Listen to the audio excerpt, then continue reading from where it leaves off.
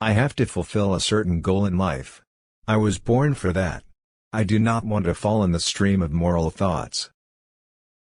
For an enslaved people, there can be no greater pride, no higher honor, than to be the first soldier in the army of liberation.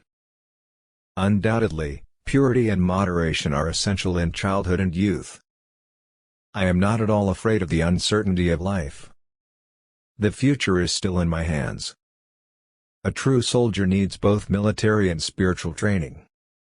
One of my life experiences is also that I have hope that some ray will be saved and does not allow me to wander away from life. It is our duty to pay for our liberty with our own blood. The freedom that we shall win through our sacrifice and exertions, we shall be able to preserve with our own strength. Reality is, after all, too big for our frail understanding to fully comprehend. Nevertheless, we have to build our life on the theory which contains the maximum truth. Men, money, and materials cannot by themselves bring victory or freedom.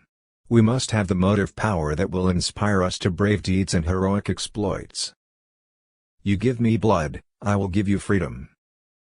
No real change in history has ever been achieved by discussions. Remember that the greatest crime is to compromise with injustice and wrong. Life loses half its interest if there is no struggle, if there are no risks to be taken.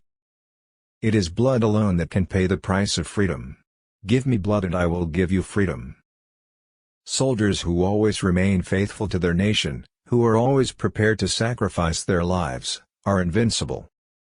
When we stand, the Azad Hind Fauj has to be like a wall of granite. When we march, the Azad Hind Fauj has to be like a steamroller. For an enslaved people, there can be no greater pride, no higher honor, than to be the first soldier in the army of liberation.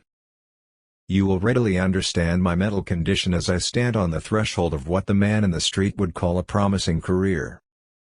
Struggle has made me a man. I gained confidence, which was not there before.